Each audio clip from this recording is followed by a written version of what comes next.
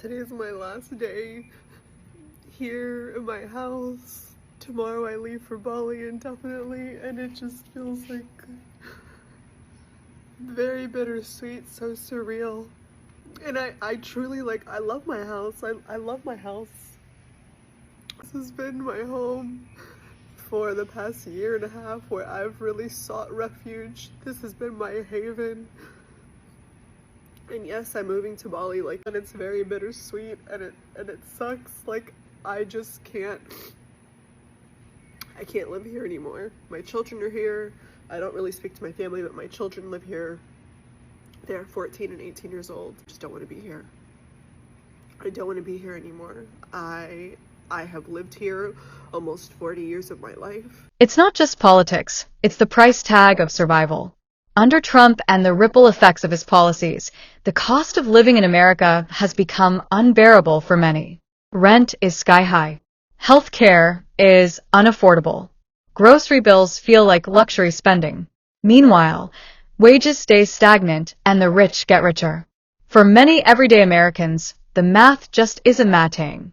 So they're leaving, not because they hate their country, but because they can no longer afford it. They're heading to places where rent is a fraction of US prices, where healthcare won't bankrupt them, and where a slower, more sustainable lifestyle is actually possible. Mexico, Portugal, Thailand, Ghana, these aren't just vacation spots anymore. They're becoming homes. And for some, the fear of another Trump presidency is just the final push. Because when the cost of living in the land of the free is your peace, your paycheck, and your sanity, then maybe freedom is waiting somewhere else. Americans are leaving America, and it is not for vacation. It's for survival. A growing wave of Americans are packing up, terrified by Trump's dictatorship, Republican fascism, and Democrats' capitulation. Interracial couples, LGBT plus individuals, people of color, and intelligent people in general are seeing their rights replaced with restrictions. In Ireland, U.S. passport applications hit their highest level in a decade, up 60% in just 2 months. France is seeing long-term stay visas for Americans up 20%. Portugal, Spain, UK, relocation companies can barely keep up with demand.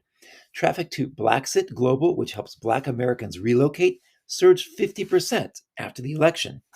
Some are leaving quietly, like a trans couple in Colorado, because Trump wrongly says there are only 2 genders. States are moving to ban gender care, so they're planning their exit. Google searches for how to leave the US spiked after the election, and real estate deals for Americans in Spain surged before the Golden Visa program was shut down. European culture is different than American culture, and many won't adjust. And of course, Europe has its issues: immigrations, taxes. Putin expected to take Moldova and then Romania with his eyes on the rest of Europe for the new Russian Empire. But a possibility of another European war is a safer bet than staying in a country that is already a fascist dictatorship. They're not just leaving America, they're leaving for good. It's no longer about taking a break. It's about starting over.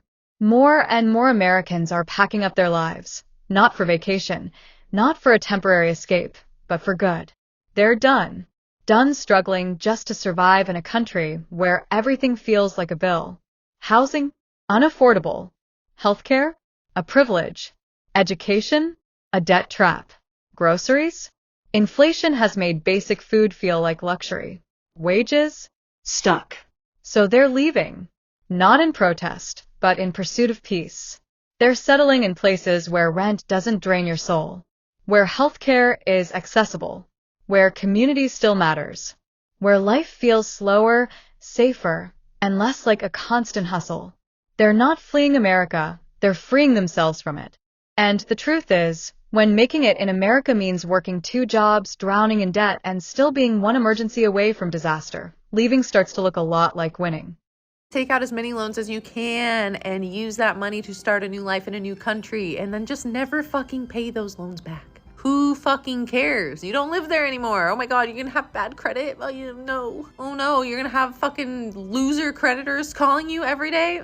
Just hit silence unknown callers. Problem gone. Capitalism is a fucking disease, dude. The fact that billionaires don't pay taxes, but you are expected to pay taxes on your like $45,000 a year is fucking criminal. The fact that groceries cost your entire paycheck while CEOs are also reporting record profits, but they're blaming all these high prices on inflation is fucking criminal. The entire United States is run by fucking criminals. They all belong in fucking jail or a psych ward. Stop letting these fucking assholes just ruin your life.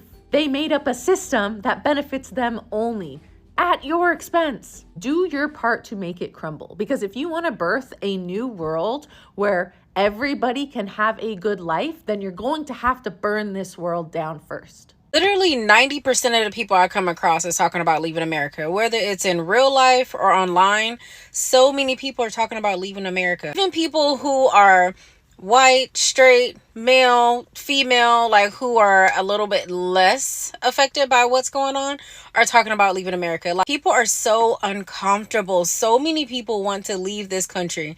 Never in a million years would I have thought that this would be a thing. Like, I've been talking about leaving America for like the last 1 or 2 years, but like in the last few months, like there are people in droves wanting to leave America. I personally want to leave because the stress of everything going on is just too much, and why have to deal with that if I don't have to? But I'm curious, like, why is everybody else leaving? I feel like I have an idea, but why is everybody else leaving? So my boss didn't know that I was planning on moving out the country next year, which it's a year away, so why would she need to know? But she's like, oh, what are you going to do while you're out there? How are you going to find work?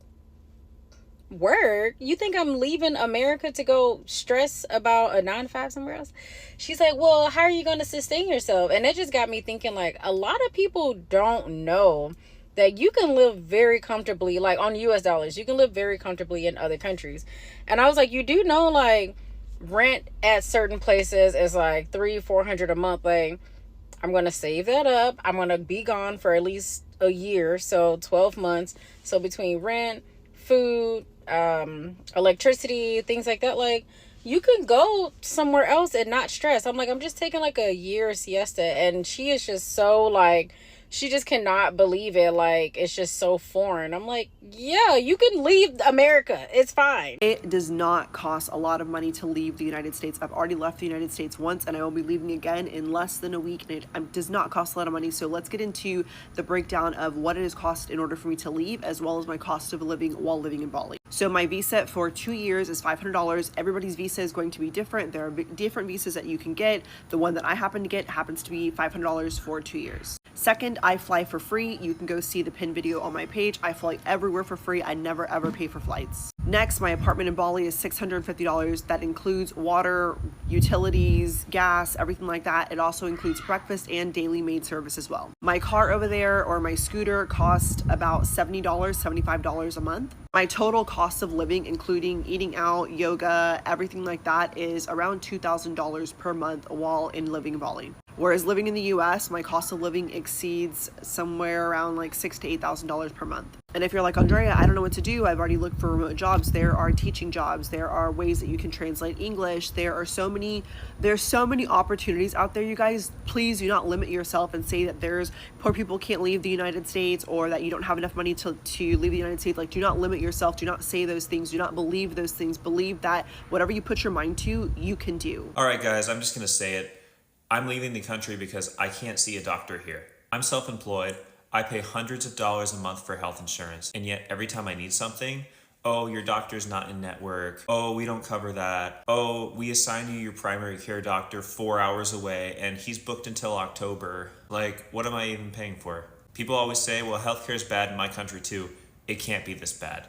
It cannot be this dire of a situation. There are no doctors here in Florida. Whatever long waits or paperwork you're dealing with, at least your system exists. I feel like here everything is such a paywall. It's like a maze that just leads to a trap every time. Ever since I got my own health insurance, I've been forced to switch every year because every single year the insurance companies drop my area and we're like down to one left. This was the only plan I could get that wasn't $200 more a month. But less and less doctors are taking these plans. So no one can see the doctor. And the doctors you can find are booked out for like 4 months. When I did sign up for this plan, they told me that the doctor was covered that I already had, so I signed up for it. And then when I went to select my doctor, they're like, oh, never mind. They're not in network. So I'm done. I am just removing myself from this system because it does not work for me. I'm sure it does not work for many other people, but my solution is to leave it. I'm moving to Portugal. I know it's probably not perfect there, but it has to be better than what it is here, because at least there they have a system. Here, I don't know what's going on. It's collapsing. It's not working. I mean, I'd have to imagine at the very least, if I'm sick there, I can find a doctor and see a doctor. I don't think I'm being dramatic. This is the reality. We live in the country with the supposed best healthcare in the world, and I can't find a doctor. Does anyone else feel this hopeless, or is it just... This isn't just a trend, it's a turning point. More Americans are choosing to leave the country they were born in for the chance to live with dignity elsewhere. For them, it's not unpatriotic. It's survival. It's peace. It's freedom redefined. As the cost of living keeps rising and the future under leaders like Trump feels more uncertain, one thing is clear. People aren't waiting for things to get better. They're building better lives elsewhere.